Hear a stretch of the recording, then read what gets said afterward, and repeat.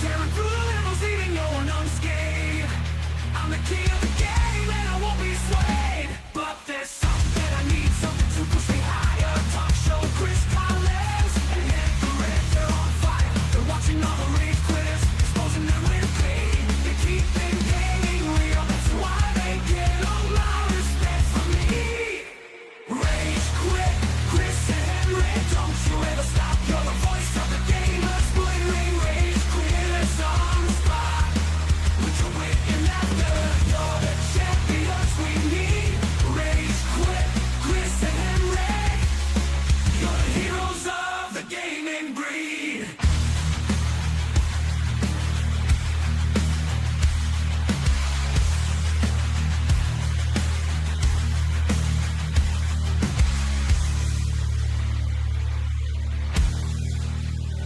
Turn around the video game mayhem. Chris Collins and HenricK, the rat bring the chaos. Gaming news and industry talk, they got it all. Rage quitting, head banging, it's a metal bro.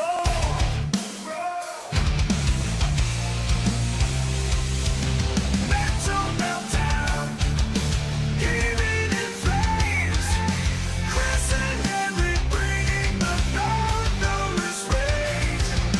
Video games and viral content. Better games, ripping through pixels, the ultimate game to get away.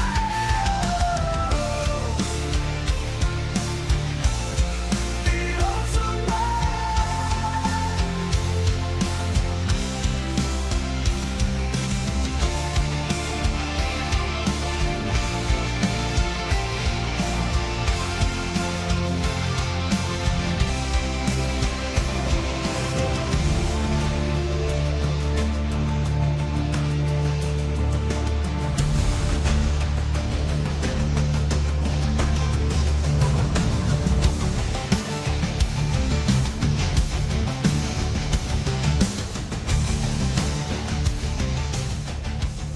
Game over, I'm feeling the rage. Chris Collins and HenricK on the stage, talking gaming news. Industry they can't escape, reviewing video games. No need to debate, they bring the heat, spitting truth non-stop with fiery words. They're ready to drop, making waves in the world of video games. Collins and HenricK, they don't play no games. From console wars to DLC scales, they expose it all, making sure no one jails. The audience fired up, ready to explode. When rage quits on, you know it's a code.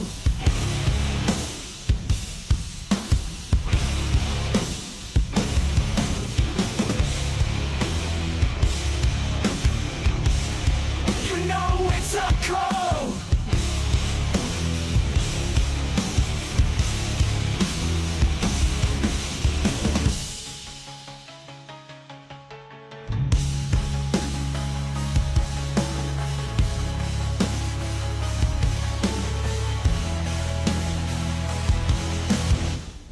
When rage quits on, you know it's a code.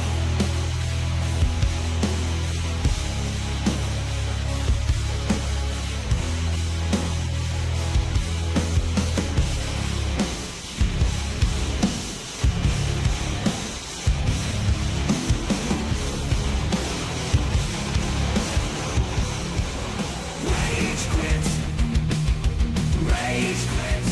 I'm losing my mind. Chris and HenricK, they're talking gaming all the time. Rage quit, rage quit. It's a love-hate affair, but I keep coming back, ain't nothing else to compare.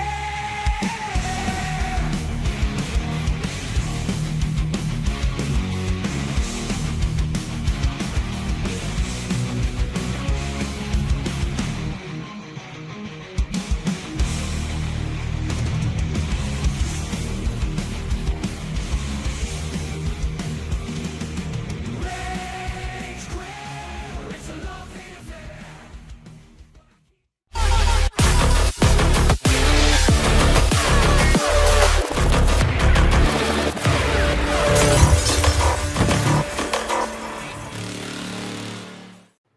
What's raging, gamers? Welcome to Rage Quit Video Game Talk Show. How you doing, fam? I got a jam-packed show for everybody that's tuning in live, whether that is Meta, YouTube, and Twitch. So go ahead, join along inside the chat box because your comment could get featured live on air because we got so much things to discuss. But before we even begin, I just want to go ahead and showcase my QR code for anybody out there that hasn't already. Like, share, subscribe, and hit the notification bell so you never miss a live show. And also my homeboy co-host HenricK, he is out traveling the world as he is on vacation, checking out South Korea and Japan, and I know he's having a kick-ass time. And so what are you waiting for? Screenshot, like, share, subscribe. You should know the drill by now. But hey, at the start of the show, I always like to start off the show with a bang and show you guys a lot of viral content that is circulating all across the World Wide Web. So let's get it.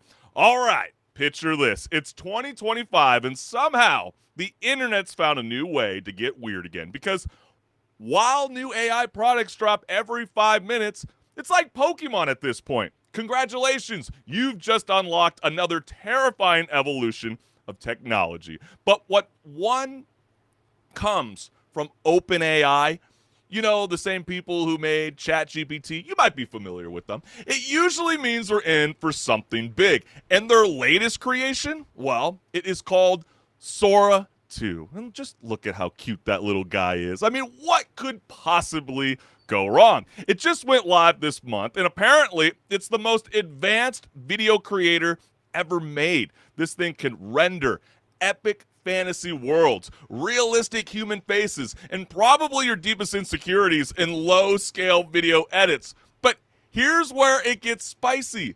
Sora 2 lets you scan your face and drop it into videos. Yours or, anyone's. Because what could possibly go wrong with giving the internet the power to deepfake themselves into anything? And chaos has arrived. People are using Sora 2 to create what can only be described as the greatest crossover event in police history. We're talking Super Mario in a high-speed chase in his cart, SpongeBob getting pulled over outside the Krusty Krab, Pikachu peeling out in a red Ferrari, and Ash Ketchum finally catching charges instead of Pokemon. And it's the kind of content that makes you laugh and then immediately start to wonder if this is how society collapses. I mean, one viral body cam video at a time. Because while OpenAI swears Sora 2 will revolutionize filmmaking and unlock human creativity, what it's actually unlocking is every copyright lawyer's worst nightmare. And honestly, I don't think even Disney's legal team, or let's say Nintendo's army of cease and desist, could stop what's coming. So, yeah, buckle up or don't. Because the line between AI art and digital anarchy just got a sequel. So let's go ahead and roll the clip surrounding a lot of this viral content utilizing gaming characters. Crazy. Keep your hands on the wheel! You almost wiped out 3 cars back there. Put it in park now. I'm sorry, officer. I just... Don't move. Latch is locked. Open it right now. He's still southbound, weaving through traffic, 88 miles an hour. Out of the way. Mamma mia. Are live over Interstate 75 where that red go-kart driven by the man known as Super Mario is still running from troopers. You know how fast you were going? Get out of the car, now! Don't play dumb with me, open the door! Now! Damn it, stop the car! HenricK and CM Ash, you're being detained for illegal Pokemon fights and cruelty. Look, it's not what it looks Don't like. move. Oh. Hey, Stop! He's running! Get back here! Down! Oh, okay. Hands behind your back! Captain, keep your hands on the wheel! You almost wiped out 3 cars back there! Put it in park, now! I'm sorry, officer. I just... Don't move, door's locked, unlock it right now! I can't get a ticket. Hey, stop the car! This stuff is getting so kooky by the day. Not even by the hours, by the day. I mean, it's just crazy. I mean, that stuff looks so freaking realistic for low-scale video edits, and that's why I always make that joke all the time. How is anybody with the next upcoming generation going to tell the difference between a black and white photo and AI? It's insane. But of course, gamers all across the world were responding to a majority of these videos with the following. So the first one reads, corporations, when they're using thousands of hours of copyrighted artwork, AI is the wave of the future. But then the other side of it is corporations, when the public is getting free copies of their work, it's stealing. Yeah, and like, how does that even actually work and apply? I mean, yeah, it's easy to sue and go after the companies like Grok with, Elon Musk's, xAI company, or you even got Sora, you even got Alphabet with Google, even adapting to their own, AI tool. And it's coming to a point where this is going to be so hard to decipher. How do you even win in the court of law, moving forward when you can just generate this content within seconds? Yeah, it might get deleted very fast off the internet, but uploaded very quickly. And then the fact that they're even able to like type in Pikachu in a red Ferrari speeding off away from a police officer, like how is it able to be so spot on to draw Pikachu?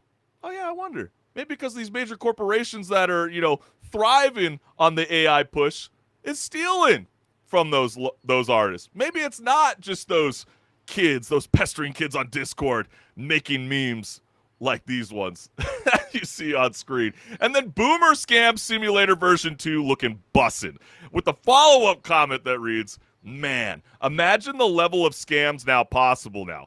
Download some Gen Z kids' social media, find their grandparents' contact info, text them AI-generated videos of you in trouble, arrested, and you need to send them bail and etc. It's already happening. I mean, have you guys not seen those clips online? Especially it's been, at least on my feed on Instagram, where people are sending text out to their boomer parents and going, hey, Dad, you had an old high school buddy that showed up to the house. He's homeless and he needed a shower and a place to stay for a couple hours, and it's all an AI homeless man. And then the dad's panicking on the other end like, wait, what are you doing? I don't know him. Call me now. Call me now. And there's like 11 missed calls. I mean, I just saw another one today before we jumped on air where it was a boyfriend pranking their girlfriend with the sexy maid. Like, don't you remember that we agreed upon this? Wait, why is she posing for every photo? Call me. What are you doing? And then I'd like to see someone recreate season 8 of Game of Thrones someday. If it keeps going at this rate, give it like 2 more years, and you can get a custom ending. Yeah, you really can. Have you not seen those videos that were already circulating like last year with people literally recreating 20-minute episodes of South Park? I don't think we're too far away from recreating the end of season 8 of Game of Thrones. Wild. This technology is freaking insane. But hey, let's keep it rolling because gamers, it's that time again. Call of Duty dropped the beta and hackers dropped right in with it. I mean, reports of cheaters in Black Ops 7 started surfacing faster than your teammate yelling, lag! I got lag! I'm sorry! And we lost that gunfight. But seriously, the beta went live, and then within hours, people were posting clips of wall hacks, aim bots, and enough shady gameplay to make you wonder if half of these players moonlight for Anonymous. Well, now Activision swears they've got this thing handled. Their anti-cheat squad, Team Ricochet, which to me always sounds less like a security force and more like a Saturday morning cartoon, says their new system is stronger than ever. They're apparently banning cheaters faster than you can text ARC Raiders. You can't even type a competitive game in Black Ops 7 right now. Did you know that? Anyways, and for you PC players out there, you now have to enable Secure Boot and TPN 2.0 just to run the game, which is ironic because the only people who don't need security are the ones cheating. But here's the kicker. Activision expected cheaters. They literally said, yo, like the beta's a testing ground for hackers. And that's like saying, imagine if Apple launching a new iPhone started saying, hey, listen, we expected that people were going to steal a few, and we're just trying to see how fast our security can catch up. Does that make any sense? No, not at all. But according to Activision, these new robust systems are detecting and banning cheaters faster than ever. They're bragging about, catching 97% of cheaters within 30 minutes of signing in, which that might sound impressive to them, but until you realize that's exactly enough time for one hacker to ruin an entire lobby, get a tactical nuke, and upload it to TikTok. And they also say less than 1% of the cheaters actually made it into the matches during the beta, but judging by the number of viral clips online, that 1% was very productive. And get this, Activision says most of those accounts featured in those cheating videos were already banned by the time the footage went viral, which is like saying, sure, the house burned down, but we did turn off the gas afterwards. So, is this a bad look for Call of Duty, or just another day in the never-ending war between gamers and cheaters? Let's go ahead and roll a clip and find out. Maybe just aimbotting, but I don't know. He shot me through a wall. No, he's aimbotting. No, he wilding too. He's way before she fucking even got in the beta.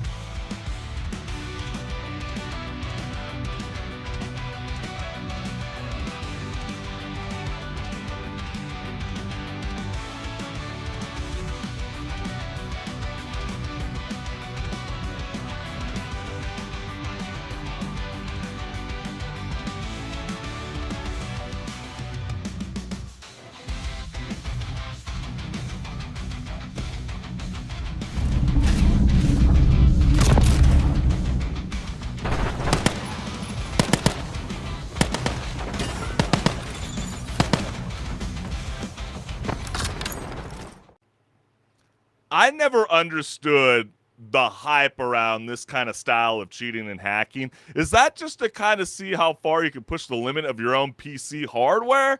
Or you just like causing havoc? I need to know. Where's a hacker that's tuning in live to Rage Quit Video Game Talk Show? Tell me, is this fun?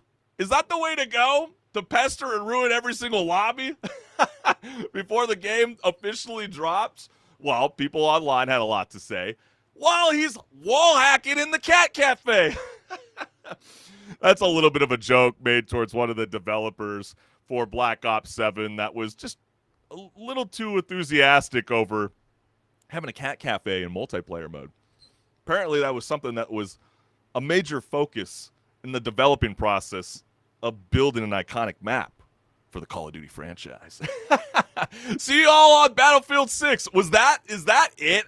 I mean, I have also seen clips where people were trolling the beta even for Battlefield 6 as well. I mean, do you expect that Battlefield 6 is going to be, like, flawless on day one?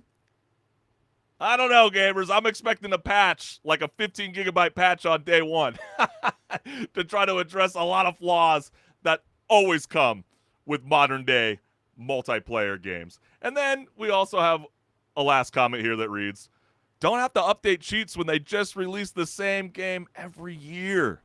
That's a great point. It's like they wonder why their own anti-cheat systems can't seem to, block out the offender. Maybe, just maybe, if you just tweak the gameplay just a little bit, maybe, no guarantees, might be able to fight off a good amount of the 1%ers that Call of Duty Black Ops 7 crew is claiming that they defeated in the end from infiltrating your Call of Duty lobby. Ain't that something? Well, let's keep it moving, because have you ever seen someone so dedicated to gaming and sports that they refuse to pick a side? Well, this guy did. In a viral clip, we've got a gamer deep in an intense boss fight in Ghost of Yotei, and at the same time, he's watching a football game in the background. One for slaying samurais, and another for watching his fantasy team die in real time. And apparently this battle was so important, he couldn't possibly wait until after kickoff. So what does he do? This man literally rolled out a second TV like he was a substitute teacher on movie day. Did you love those days growing up? I mean, he's sitting there on the edge of his seat, controller in hand, eyes bouncing between a samurai showdown and a 3rd and long. I mean, it's just pure chaos. And like he's trying to save Japan and his fantasy football team's hopes of making the playoffs in the same breath. If you haven't seen this clip, let's go ahead and check it out. He's almost there!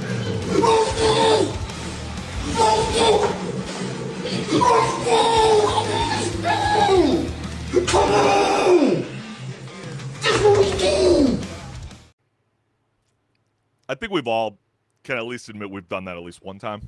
I know when I'm playing Madden, I tend to start to stand up once it starts to reach the third quarter, especially if I'm down like 10 points in an online match. So I get where that guy's coming from, but with the boss battle, did you do that when you're playing Liza P or a Dark Souls series or Elden Ring, for a matter of fact?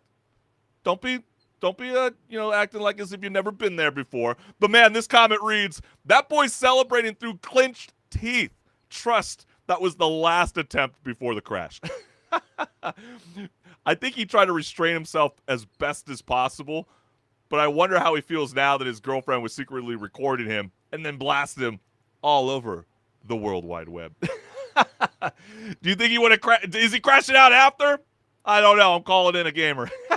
And then the next one reads, he lost like 5 times in a row if he'd be doing that. Not all the time. Not all the time it does that. I mean, sometimes when you get that awesome cinematic, the lights start to dimmer down, you start to get that one-on-one, you get in that kind of feeling like you get when you're playing Mortal Kombat and you're going into round 3. I can't really lose this one or I'm going to have to restart this fight all over again. You know that struggle's real. We've all been there. And then I like his health bar. He's hitting the hot water springs a lot. Yeah, I know. I've been seeing a lot of you guys like to think that it's cute to show her ass cheeks online. You pervs. Oh, boy. Was it for the health bar or to see her buttocks? I don't know. Y'all are crazy.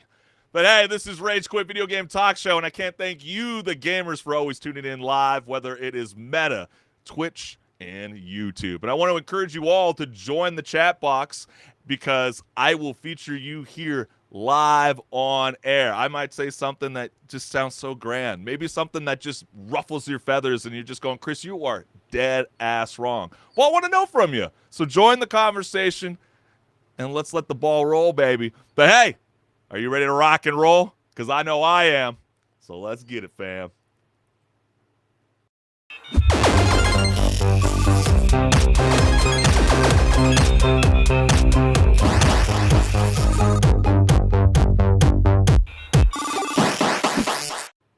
What's good, listeners? Welcome to Patch Notes, where I discuss gaming news, industry talk, and so much more.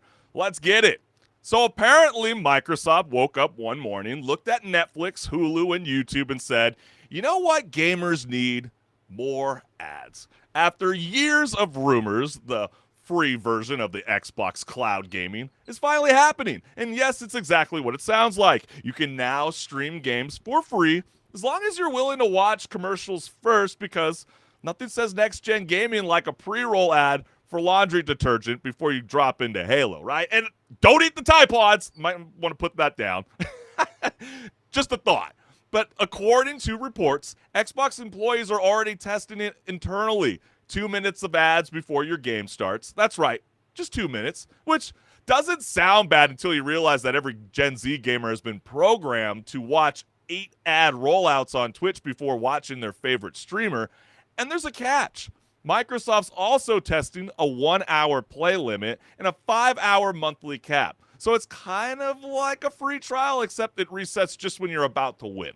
And you'll be halfway through a boss fight, and then suddenly, boom, your free session has ended. So the free tier supposedly includes retro classics. Yay! At least you can get those done in time. And free play days titles, which let Xbox players try games over a weekend. So yeah, if you've ever wanted to relive your childhood and be reminded that adult life is sponsored by McDonald's, congratulations, Microsoft has your back. But hey, at least it's available everywhere. PC, consoles, handhelds, and the web, which means you can now be frustrated by Xbox load times anywhere, anytime.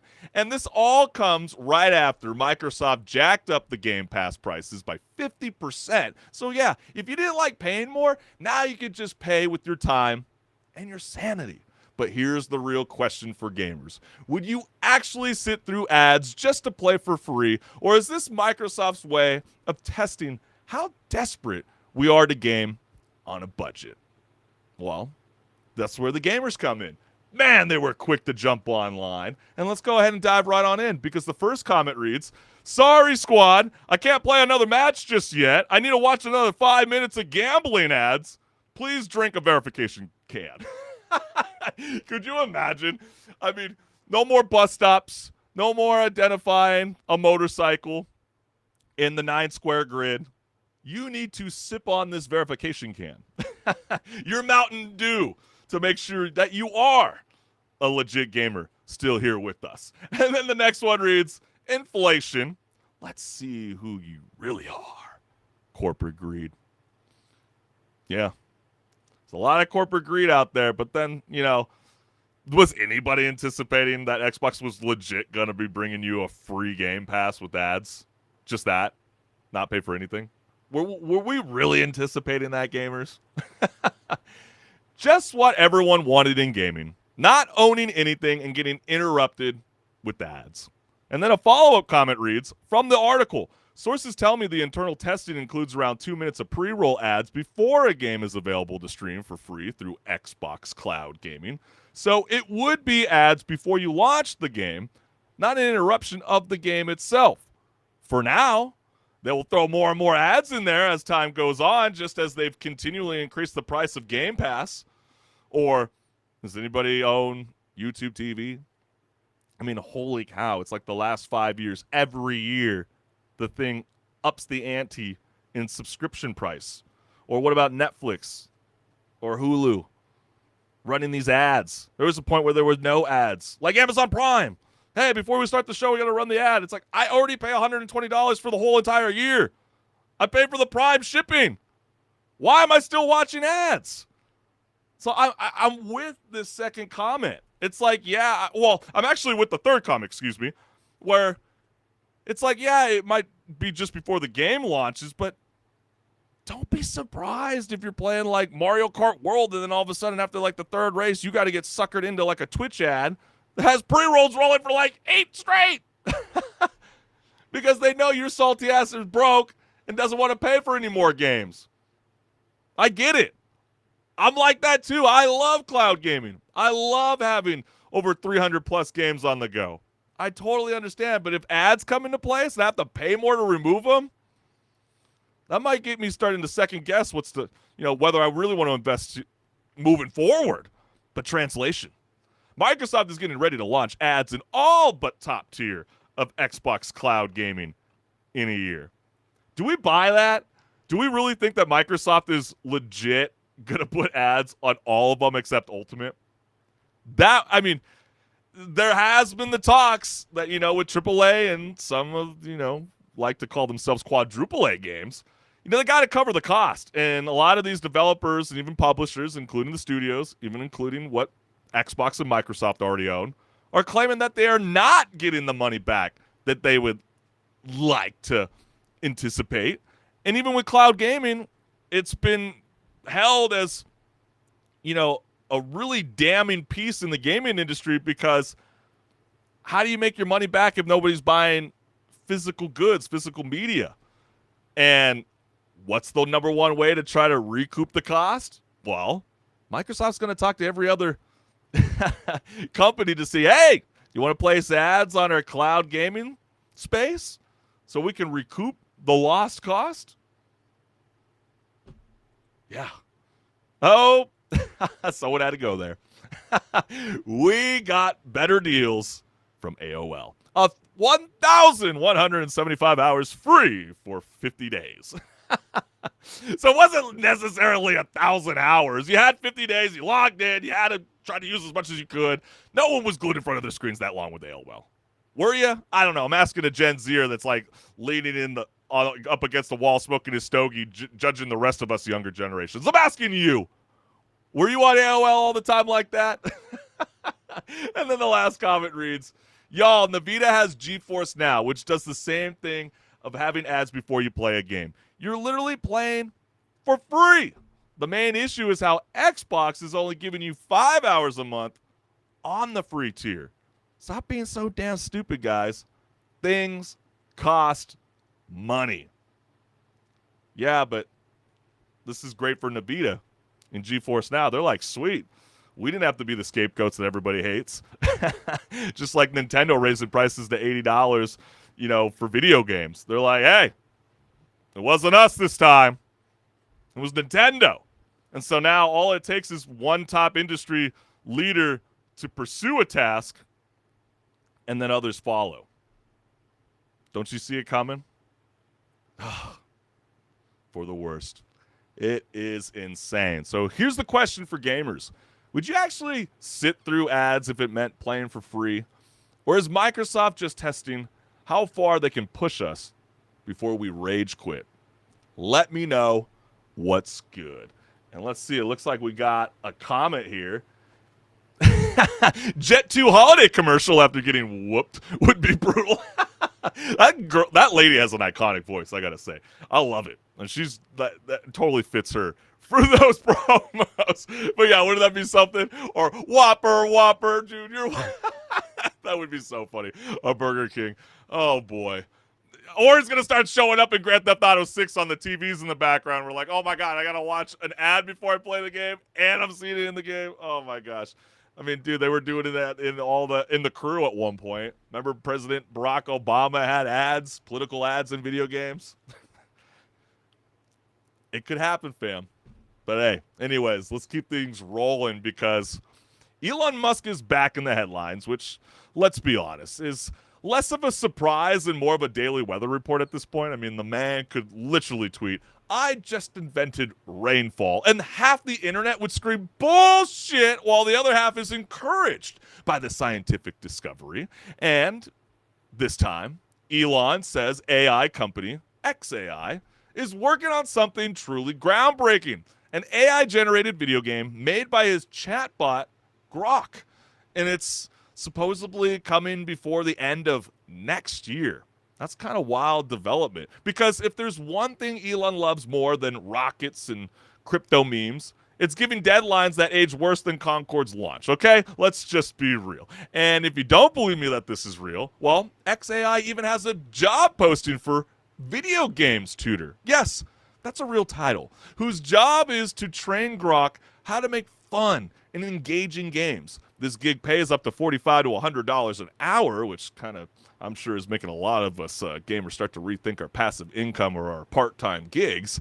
And maybe we might just want to participate in training Grok, which sounds awesome until you discover your role is to explain to an algorithm why gamers rage quit when an escort mission fails for the 12th time.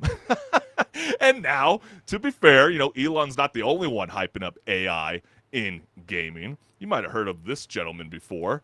Epic Games, Tim Sweeney, recently said that small developer teams will soon be able to make games as big as Breath of the Wild using AI prompts. And get this, you might have heard of Baldur's Gate 3, the team behind Larian Studios. Well, Cromwell stepped in like the adult in the room and said, cool, but maybe we should start first with leadership and vision, which, yeah, that's a fair point. You can't automate creativity when half the industry is still figuring out how to ship a game without a day one patch the size of a small moon, and then meanwhile, the rest of the world's already on edge about AI and entertainment. But let's talk about the real twist here. Hollywood's acting like AI just showed up at their front door uninvited, but the truth is they literally left the door open.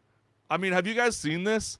SAG-AFTRA, the actors union, now clutching its pearls over AI, actually signed multiple AI deals the last couple of years. We're talking Replica Studios for digital voice replicas, Narrative for voice licensing in ads, or Ethovox for foundational voice models, and even agreements baked right into their new contracts. The interactive media agreement for video games in July 2025 and the commercials contracts in May 2025. So yeah, while they're out here calling AI, a threat to creativity, they're already handed the keys and a union badge.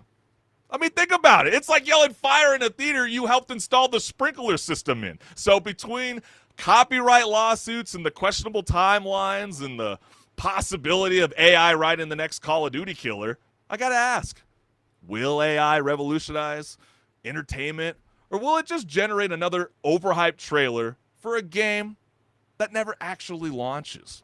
And so, gamers were very, very quick to jump online. And so let's go ahead and read the comments. So the first one here is, I just don't see the appeal of this. Like music or any formal art, the magic is the fact it came from human imagination and great talent.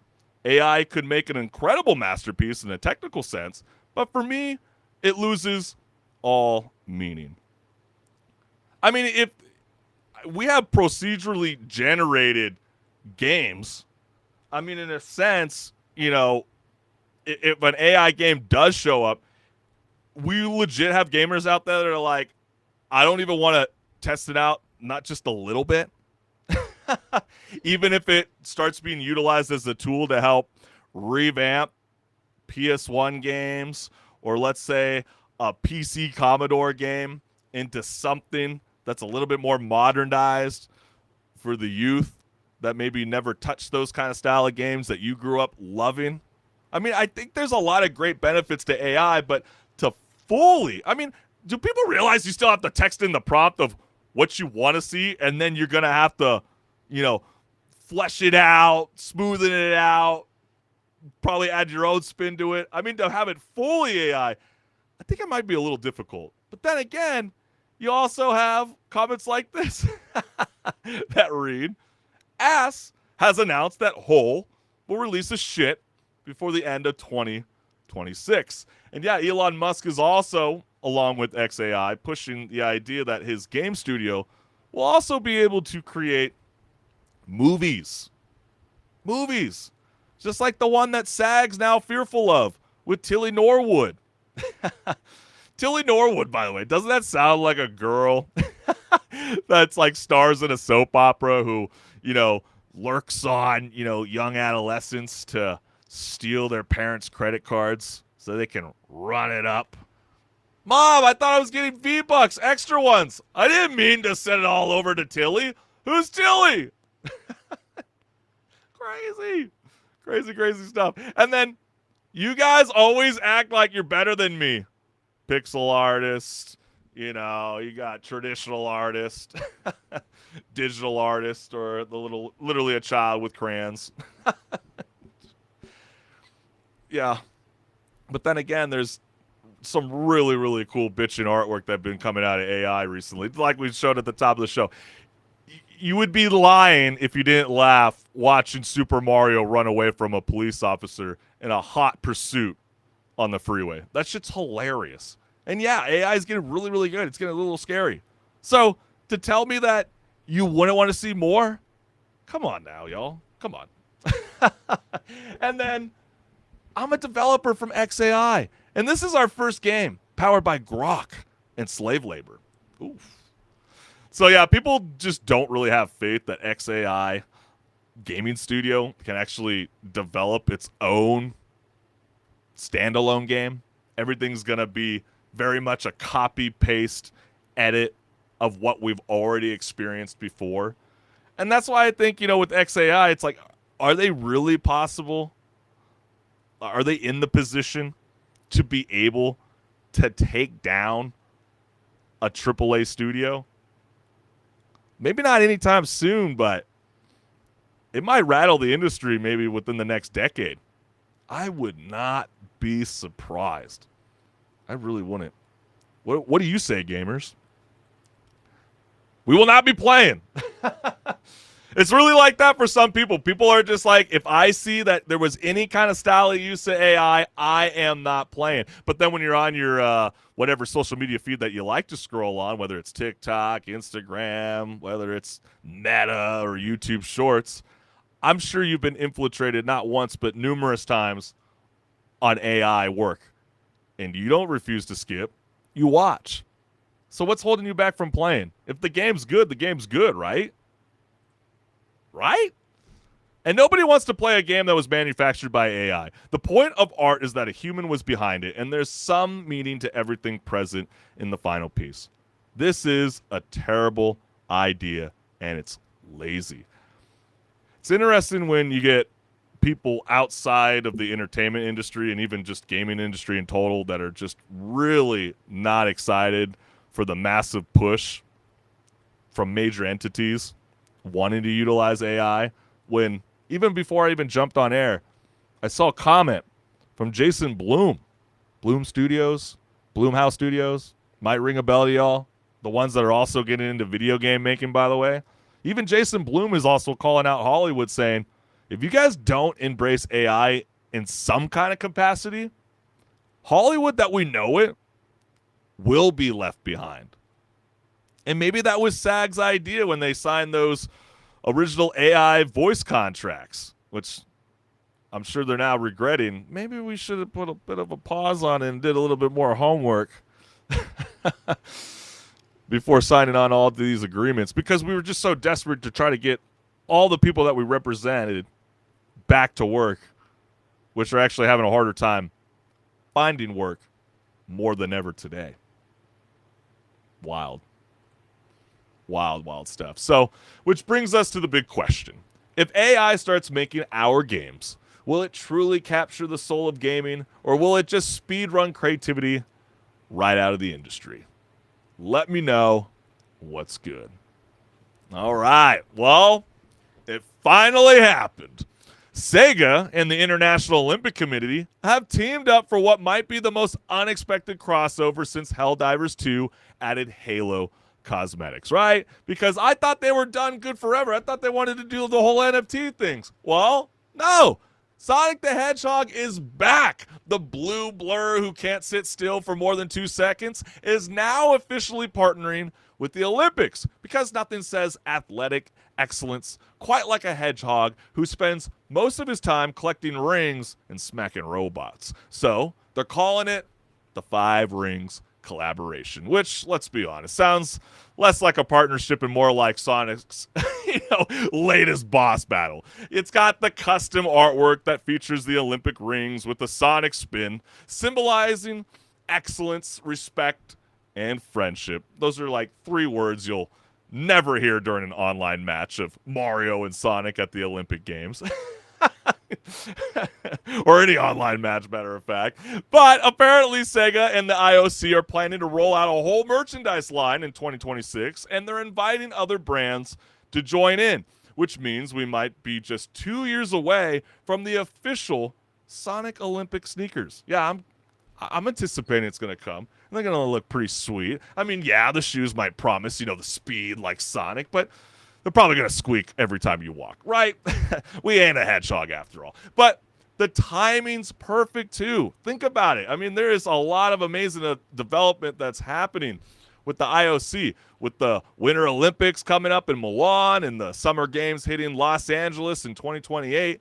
I can't wait for the inevitable NBC broadcast moment where Sonic races an actual Olympic sprinter for charity and then somehow sets a new world record and steals all his rings, right? Because he can't have a medal. He only wants the rings.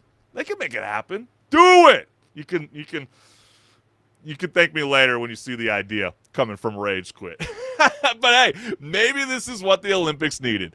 A shot of pure, chaotic energy from a blue hedgehog who's been training for speedruns since 1991. So here's the question for gamers out there. If Sonic can be an Olympic ambassador, is there anything that can't be gamified next? So, gamers around the world had a lot to say about Sonic returning to the forefront for the Olympics with the following. So the first one reads, rest in peace, Mario and Sonic at the Olympic Games, 2007 to 2024. Yeah, this whole deal got broke off with Mario and Sonic because it might have fell off your guys' radar, you gamers out there, and anybody that's a non-gamer that's supporting Rage Quit Video Game Talk Show. Yeah, the Olympics weirdly wanted to get in the whole NFT route, the non-fungible tokens, and really thinking that was going to be the new frontier for, preserving digital art and a new collection that nobody asked for.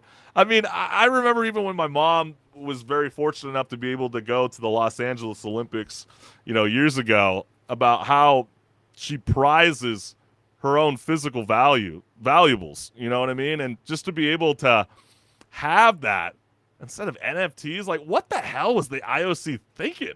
I mean, they try to be so hip, but then they do lame shit like this. I don't get it. But then you also get comments like this, like, well, I had no idea. I had no idea that this was happening. Well, the reason the Mario and Sonic series ended was because the Olympics chose not to renew their agreement with Sega in favor of pursuing NFT projects, which, behold, the power of an Eggman. Oh, look, who came crying back? Yeah, I mean, it is kind of interesting why the IOC felt it was super necessary to bring back the blue hedgehog into the realm of the Olympics. There has been talks in the past behind the scenes with the IOC where they felt like they were losing the youth viewership, and they needed to find a new way to try to bring back the hype for what the Olympic Games brings for us every 4 years when it comes to the summer and winter games. And if you can relate to one of your favorite video game characters, you know, also getting a third movie in the trilogy, yeah, I mean, that might get you a little excited to go, hey, I don't want to miss out on that collab with Sonic in the Olympics, but this doesn't necessarily guarantee any of us that a new Olympic game is coming anytime soon. I would actually say that there will be no game, maybe a mobile game like they did in the past, but I don't know. Am I wrong? Let me know. Talk in the chat, fam. And so you come crawling back, Gabe. Yeah, they definitely did. Something about Sonic the Hedgehog really gets them excited all over again. But I wonder who at Sega headquarters has this long-standing relationship with the IOC. It's neat, but it just continues to be an unexpected pairing. And then a follow-up comment that reads, it's not different than any other sports license other than it's not suited for an annual release. No surprise companies like EA pass over it. Well, do we know in fact that EA did pass over it? I would like to think that Electronic Arts is watching very closely. As I explained in last week's episode, you know, the Saudi, the PIF, Jared Kushner's firm, and Silver Lake, they all got together to acquire this massive acquisition of Electronic Arts for over $55 billion, the second largest, up against Microsoft and Activision's $69 billion acquisition of Activision Blizzard. I mean, it's just crazy. I mean, money talks, and it would not surprise me if the decline in viewership doesn't speed up, even with the additions of bringing skateboarding in, which was really, really cool, I got to say. But, man, the breakdancing, wasn't that lame? They got to really ramp that thing up. I wouldn't be surprised if the Summer Games starts throwing in a little bit of, some esports into it.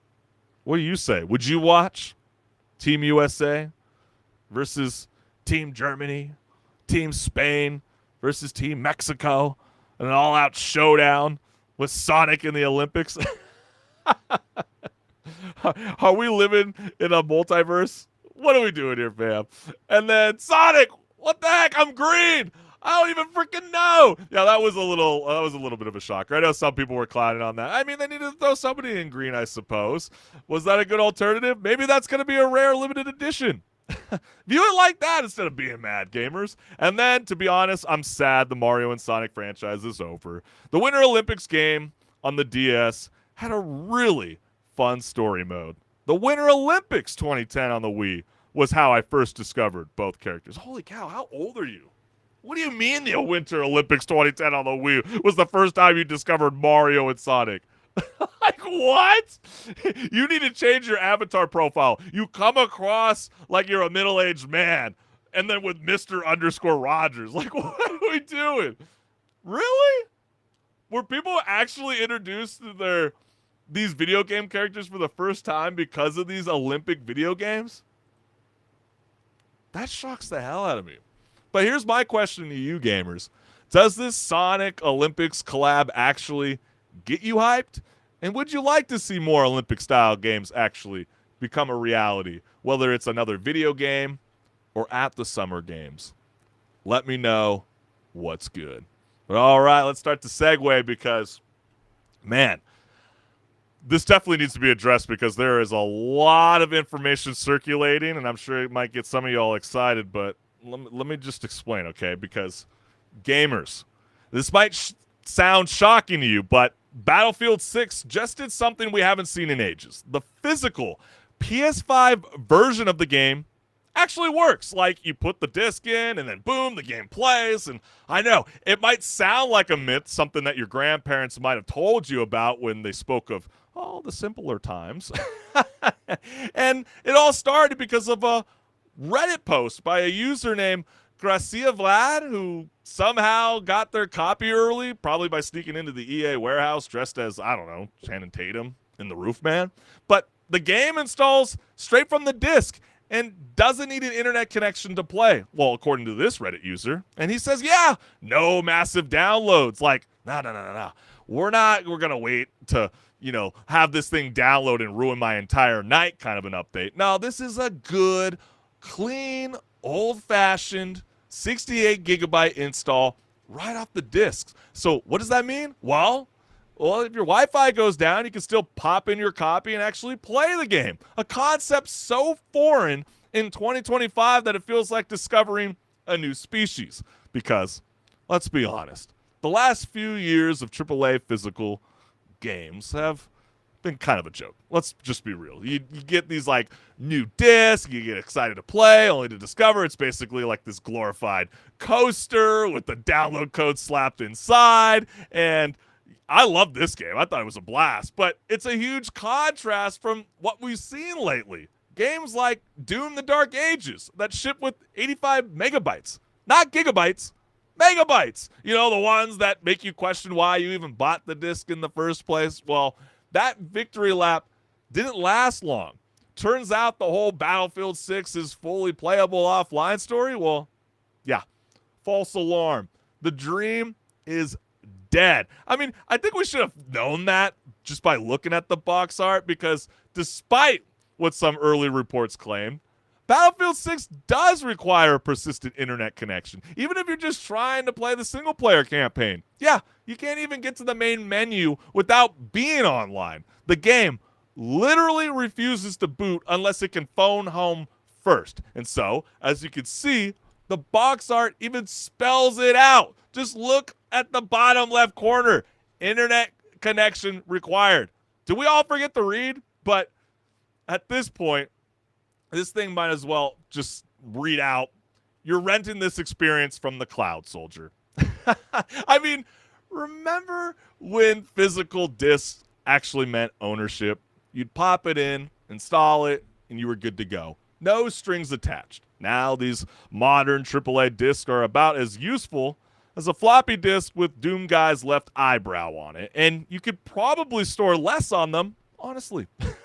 And so now that even Battlefield players, can't even play campaign without having a constant Wi-Fi babysitter, I gotta ask, are we finally ready to admit that physical discs are just a fancy plastic download keys? Or do you still think that there is hope for offline gaming in the age of always online everything? Do you have faith? Let's go ahead and read the comments, because the first one reads, Day One patch be like, hello there. I know, right? You're going to get this massive, hey, thank you. I don't have to have Wi-Fi connection to download, 65 gigabytes. But on day one, when I want to go ahead and play a multiplayer game, yeah, you're most likely going to be downloading like 15 gigabytes on the spot. It's no different than when you jump on and try to play Fortnite. I mean, there's always going to be that one night after a long day of work, you just want to jump in and play, and then all of a sudden you're like, oh my God, I don't have a LAN cable. I have to literally sit here and download this stupid piece of crap update. For what? For what? For Delulu mode? What are we doing? I just want a game. And then the next comment reads, I'm pretty sure people want this out of single-player games so they don't have to worry about needing it to be online to download and play an offline game. I mean, it's nice that Battlefield 6 is doing it, but it wouldn't really be a problem if it didn't. Like, I understand what like Battlefield 6's claim, like the reports are already coming out, the game's going to be dropping in a couple days, but the campaign mode, unfortunately, is not long. There are early reports saying that the game is about 5 to 6 hours, which is a little disheartening, but what did we truly expect? I mean, we were all here just to get into conquest mode and fight fire with fire and topple buildings, jump in jets, ride on a tank, join our comrades in another day to fight the good fight. So I get that those kind of style of games require constant internet connection, especially when I don't know. It would be a cool feature. You can play the campaign mode, and then some of the progression even in there can progress towards your online player. That might be kind of cool. Maybe there are certain weapon skins that you might get from completing a mission or whatever, and maybe that's why they need that constant internet connection. But for a single-player game, I'm totally with. I mean, that is one of the biggest gripes I have, especially with like Suicide Squad killing the Justice League. There was no need to have to constantly be online 24/7 for a style of game like that. And it just generally doesn't make any sense. To me, it is a way for these major studios to fully grasp control of their own content.